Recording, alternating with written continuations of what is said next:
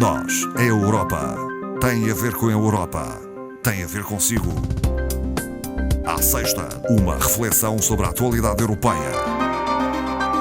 Doutora Ana Rita Barros, formadora do Centro de Informação Europeia Jacques Delors, muito boa tarde. Muito boa tarde, Ana Marta. Doutora Ana Rita Barros, vamos começar por falar das iniciativas da nova Comissão Europeia, liderada por Ursula von der Leyen. As grandes linhas orientadoras. As grandes linhas e o prazo para o lançamento, que foram 100 dias, que foi definido pela nova Comissão. As grandes linhas são necessariamente o clima, né? Alterações climáticas, agenda digital, migrações, política fiscal e defesa.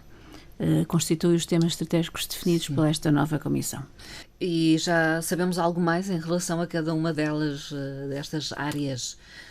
Por exemplo, a questão climática. As alterações climáticas até foram já lançadas no passado dia 11, o chamado Pacto Verde, ou Pacto Ecológico Europeu, que definiu um roteiro para dinamizar a utilização eficiente dos recursos, inverter a perda de biodiversidade, uma nova estratégia industrial, propostas de ação para a economia circular, que é a economia da recuperação, da reciclagem, tornando a Europa um continente neutro do ponto de vista climático em 2050. Ambicioso, não é? Ambicioso, bastante. Mas este tema, claro, está na ordem do dia, até porque os cidadãos têm hoje a percepção das questões climáticas cada vez mais presentes.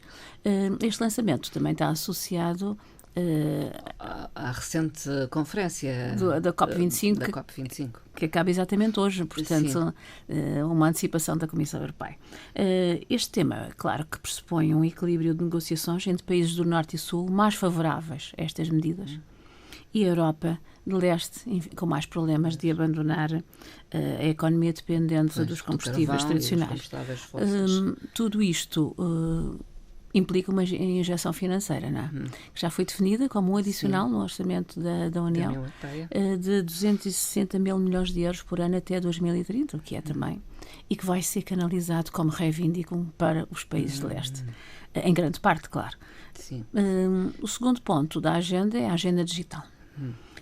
Estratégia de inteligência artificial, tornando a Europa menos dependente de empresas quer americanas, como nós sabemos, quer asiáticas. Isto tem muito a ver com a proteção de dados e com as telecomunicações, portanto não é só uma questão digital, é uma questão de segurança. Será o segundo ponto, que ainda vai ser anunciado em termos de lançamento, mas que já está definido. Este, como os outros, serão anunciados durante 100 dias. Mais à frente. Sim. As migrações. Esta questão tem que ser reequacionada, dado o mercado de cotas não ter funcionado. Não funcionou, podemos dizê-lo agora. Não funcionou, há uma cisão entre Estados, como nós sabemos, e será necessário redefinir um novo quadro de medidas que passa pela alteração do Regulamento de Dublin, que é o da proteção internacional, do asilo, acordos com os países de origem, países de trânsito de migrantes e o reforço do controle de fronteiras. Portanto, temas complicados na medida em que normalmente precisam de unanimidade para passar. Enfim. A política fiscal. Também não é famosa. Um dos pressupostos é a harmonização fiscal, que já se fala há muito tempo. As normas fiscais que devem seguir os Estados, portanto, a moeda única, a integração fiscal e bancária, portanto, temas muito delicados, estão todos em cima da mesa e nem sempre têm os consensos também dos Estados-membros participantes, não é? A política da defesa. A criação do tal exército europeu, fala-se ou não? Fala-se num projeto de defesa complementar ao da NATO. Que há Estados-membros que defendiam que a NATO era suficiente, criando uma estrutura comunitária que permita, de facto, uma escala da União Europeia da Defesa. Não se fala propriamente no exército, porque isso não foi muito bem recebido, mas fala-se numa definição de uma estratégia de defesa que tem que acontecer, não é? Mais cedo ou mais tarde tem que acontecer. Enfim, veremos o que é que acontece nos próximos 100 dias. 100 dias, então. Vamos acompanhar. Acompanhando, exatamente. E depois traremos, com certeza, notícia a este espaço. Entretanto, há a ideia de implementar novas medidas contra a evasão fiscal. Sabemos que ela acontece, não é? Mas há um impasse também a este nível. É um impasse que já é recorrente, portanto é repetitivo, na medida em que esta diretiva foi ligeiramente reformulada, volta ao Conselho de Ministros das Finanças, mas não passou. Já tinha ido a um conselho em 2016, quando foi a situação, o caso dos Panama Papers, não passou, agora voltou a não passar, e voltou a não passar exatamente com a opinião contra de 12 Estados-membros, que é muito. 12 são muitos. Muitos, encabeçado por Luxemburgo, sabemos nós bem porquê. No global e sinteticamente, que proposta é essa? É uma proposta diretiva da Comissão para medidas aplicadas a empresas multinacionais, portanto, grandes empresas, sobre lucros e impostos. Os defensores desta diretiva e destas medidas dizem que se enquadra no sistema de transparência comunitária. Porquê? Porque a proposta da Comissão contempla empresas com volume de faturação superior a 750 milhões de euros ano, as quais passariam a ter a obrigatoriedade de apresentar aos restantes Estados-membros, portanto, para além daqueles onde operam e estão sediados, as suas informações detalhadas sobre lucros e impostos que pagam, que é para evitar exatamente as fugas. Claro, além do Luxemburgo, como nós falamos, a Irlanda votou contra, o Chipre, Malta e até a Suécia. Sim. Enfim, a França, Itália e Espanha, portanto, economias relevantes em termos europeus, mostraram-se favoráveis, e a Alemanha absteve-se. Também sintomática. É o volume de impostos que iriam para os cofres dos Estados-membros, que é tão importante em termos de equilíbrio orçamental, está estimado em cerca de 70 mil milhões de euros por ano, se houvesse, de facto, a aplicação desta medida, que vai voltar a ser apresentada e apreciada. Num dos países da União Europeia, a Finlândia, houve alterações na composição do governo, nomeadamente Primeiro-Ministro. Portanto, o Primeiro-Ministro anterior do partido que lidera a coligação, Partido Social Democrata, foi obrigado a demitir-se na semana passada e sucedeu-lhe a vice-presidente do partido, Sanna Marin, que irá ser a Primeiro-Ministro quando, para a próxima semana, espera-se, a situação seja ratificada pelo Parlamento finlandês, o que vai ser pacífico na medida em que a coligação tem a maioria no Parlamento de 117 lugares contra 200. Quando tomar posse,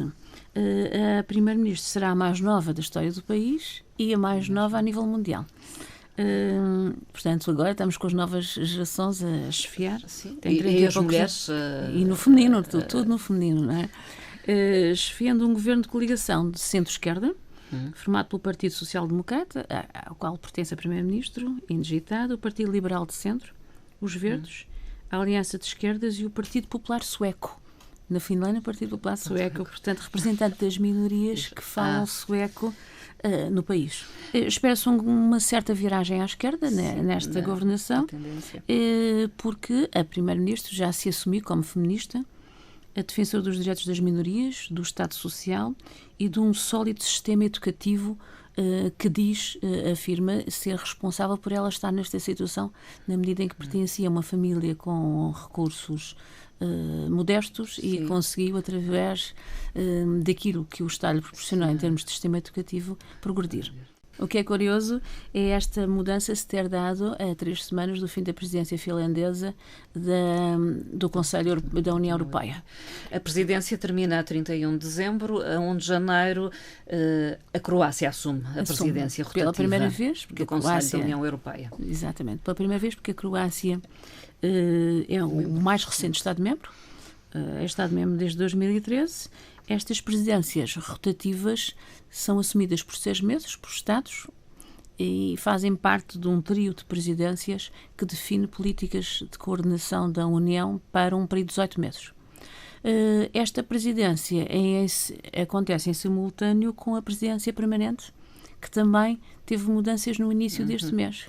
Foi assumida por Charles Michel, antigo primeiro-ministro belga, e também um aluno Erasmus, que chega também pela primeira vez ao topo das instituições europeias. É de notar, tem 40 e poucos anos, portanto é a geração que também está agora a assumir. Estes trios começaram, o da Croácia termina o trio em 30 de junho, começou com a Roménia no início deste ano. Para o ano, nesta altura, se aqui estivermos, vamos discutir a entrada e a assunção de uma presidência significativa, que é a portuguesa, em janeiro de 2021, não é? Será outro trio, um trio começado pela Alemanha, seguido de Portugal e que acabará com a Eslovénia, não é? A Croácia já definiu o slogan da sua presidência. Sim. Uma Europa forte no mundo em mudança, embora só vá apresentar para a semana do dia 19 em Bruxelas, mas já focou os principais aspectos da sua atuação. Quer uma Europa que desenvolve, que liga, que protege e que é influente na cena mundial. Ambicioso? Vamos falar ainda de algo mais corriqueiro, digamos assim, mas que é o movimento de passageiros nos aeroportos europeus. Tem havido um incremento do número de passageiros. Elevado, 43% em 8 anos. E segundo os dados do Eurostat, publicados relativamente a 2018, atingiu-se um máximo histórico nos aeroportos, mas a responsabilidade é também a muitos países de leste, que incrementaram muito o movimento de passageiros relativamente ao ano anterior, 2017. O aeroporto que mais cresceu em movimento foi a Lituânia, com um valor de 19%, seguido da Letónia, da Polónia e da Eslováquia, portanto, tudo aqueles países daquele lado. Mais de leste. Portugal também teve um incremento significativo, o nós aeroporto sabemos, de Lisboa. 9% em relação a 2017. Relativamente ao número de passageiros movimentados, o topo está no Reino Unido, seguido da Alemanha. No que respeita a aeroportos, Heathrow continua também a ser o aeroporto mais movimentado, Charles de Gaulle segue-se e Schiphol em Amsterdão, o maior Uber em termos europeus. É interessante falarmos de um tema, enfim, banal e estatístico, como é este, porque este incremento de passageiros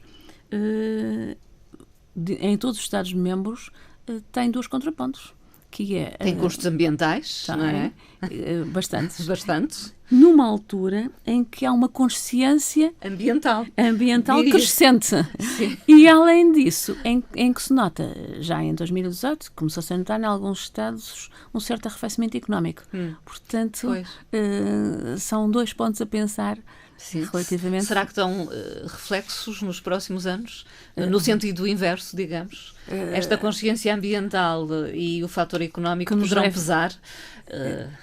Hoje em dia, esta movimentação já é imparável. Massificou-se e, portanto, isto só pensando em passageiros. Sim. Então, se fôssemos para o aspecto da carga, seria uma ou outra variável.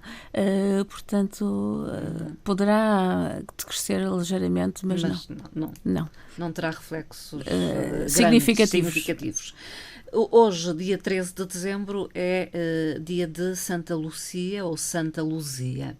E a doutora Ana Rita Barros quer deixar aqui uma referência, porque é uma tradição também ligada ao Natal. Exatamente. E muito vivida em outros países da União Europeia. Principalmente nos países nórdicos, mas também na Lombardia, na Itália. É um misto de cristão com pagão, como são as atividades e as comemorações natalícias. É representado por jovens vestidas de branco. Em cada família normalmente é a jovem adolescente mais velha que representa, com uma faixa vermelha à cintura e ornamentando a cabeça com uma coroa verde, que nos países nórdicos normalmente é a planta do mirtilo, porque se mantém verde, e o verde quer dizer a renovação no inverno, ornamentadas com velas, porque simboliza exatamente Santa Lúcia, uma mártir cristã que visitava os cristãos romanos em catacumbas e, portanto, iluminava com a coroa a cabeça para dispor das mãos para levar alimentos aos cristãos nas catacumbas. Portanto, é esse significado, que é muito comemorado no Norte. É uma santa mártir de Siracusa. Além disso, segundo o calendário juliano, que não é o que nós utilizamos, claro, nesta data assinalava-se o solstício de inverno. Não a 21, mas a 13, e, portanto, o dia mais pequeno, daí a luz ser uma comemoração associada, simbolizando, de facto, a necessidade de sermos iluminados nesta altura. Estamos a viver já a época de Natal, imbuídos desse espírito natalício e de solidariedade, e, doutora Ana Rita Barros, a frase tem tudo a ver com isso, penso eu. Tem, é uma frase de São Francisco de Assis, que por acaso foi utilizada há pouco tempo por uma figura de topo de uma instituição europeia, que é a Presidente do Banco Central Europeu. Por isso, não só ser uma frase também muito importante de São Francisco, mas também por ter sido usada na área das finanças, faz-nos pensar. Por Christine Lagarde. Exatamente. Num dos seus discursos recentes. Sim. E a frase diz o seguinte, portanto, é originária de São Francisco de Assis e diz: comecemos por fazer o que é necessário, depois o que é possível, e de repente estaremos a fazer o impossível. São Francisco de Assis. Doutora Ana Rita Barros, ficamos com essa frase, imbuídos desse espírito de Natal. Desejo-lhe um Natal feliz. Muito obrigada. Muito obrigada.